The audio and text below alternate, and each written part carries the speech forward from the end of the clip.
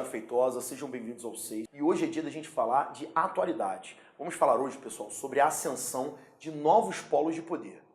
Desde a crise na chamada tríade, que representa os três grandes polos de poder no mundo moderno, Estados Unidos, União Europeia e Japão, nós temos percebido uma tendência internacional bastante curiosa. Os países mais importantes do mundo e mais ricos declinaram economicamente e os países chamados emergentes que estavam em ascensão cresceram rapidamente. E houve uma reaproximação, uma inclusão de um grupo maior de países que hoje lideram e participam das decisões no cenário internacional. Uma grande prova disso nós podemos tomar a partir de um grupo conhecido como G7, que durante o século XX tomou grande parte das decisões econômicas do mundo. Esse grupo, que era formado originalmente pelos Estados Unidos, pelo Japão, pela Alemanha, pela Inglaterra, pela França, pela Itália e Canadá, eles eram os grandes líderes do mundo moderno. Com o fim da Guerra Fria, em 1991, essas reuniões do G7 passam a ser reuniões do G8, chamando a Rússia para participar desse cenário também, devido ao poderio imenso nuclear e militar que a Rússia possui.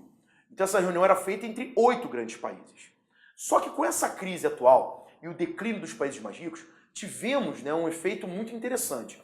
A China, ela injeta imediatamente após a crise americana $1 trilhão na economia dos Estados Unidos, visando estimular esse mercado. E isso faz com que algo muito pertinente seja avaliado. A gente entende que, sem a participação de países emergentes, a economia moderna ela não funciona. E a economia, por ser globalizada, ela é interdependente. China e Estados Unidos são, diretamente, os maiores importadores e exportadores um para o outro. Existe uma correlação muito forte dessas economias que precisa ser entendida, já que hoje, no mundo globalizado, o isolamento econômico é muito difícil de acontecer.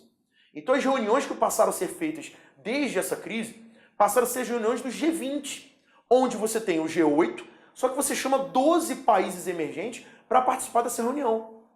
Como que nós vamos tomar decisões econômicas sem a participação da China, sem a participação do Brasil, sem a participação da Índia, da Coreia do Sul? Esses países são essenciais nas decisões internacionais. O Brasil é tratado como um celeiro mundial de alimentos.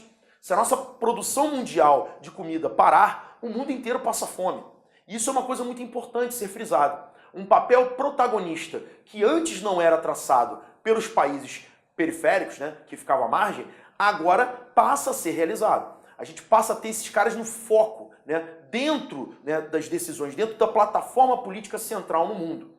A gente lembra do ano de 2006, onde o banco Goldman Sachs, que é o maior banco de investimentos do mundo, criou o acrônimo BRIC.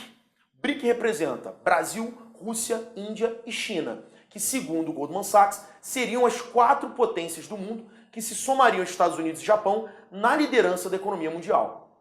Esses países começam a se aproximar fortemente, esse BRIC, e passam a chamar um 5º elemento, que é a África do Sul, para essas reuniões. Que aí você fica com BRICS, esse Szinho de South Africa em inglês, onde os 5 grandes países emergentes passam a ter uma aproximação muito maior, criando inclusive um banco entre eles, chamado de NBD, que é um novo banco de desenvolvimento. Ora, vejam só, desde a Segunda Guerra Mundial, os créditos internacionais eram fornecidos basicamente pelo FMI e pelo Banco Mundial, que são instituições lideradas pelos Estados Unidos e Europa e que têm sede em Washington, nos Estados Unidos. A criação do NBD em 2014, que teve uma reunião em Fortaleza, no Brasil, representa uma nova instituição internacional que oferece crédito a baixos juros a países com dificuldade, países endividados. E você estava se perguntando o que isso tem a ver com a aula. Tem a ver com o seguinte: quando você empresta dinheiro para alguém, automaticamente a influência que você exerce sobre esse alguém é maior. Quando Brasil, Rússia, Índia, China e África do Sul passam a emprestar também dinheiro para países endividados no mundo inteiro, a influência desses países passa a ser maior. E claro, as potências tradicionais, Estados Unidos, União Europeia e Japão, tendem a declinar nessa influência. Isso é algo muito importante que está sendo estudado por especialistas, porque os próprios Estados Unidos e a União Europeia não se sentem muito confortáveis nesse cenário.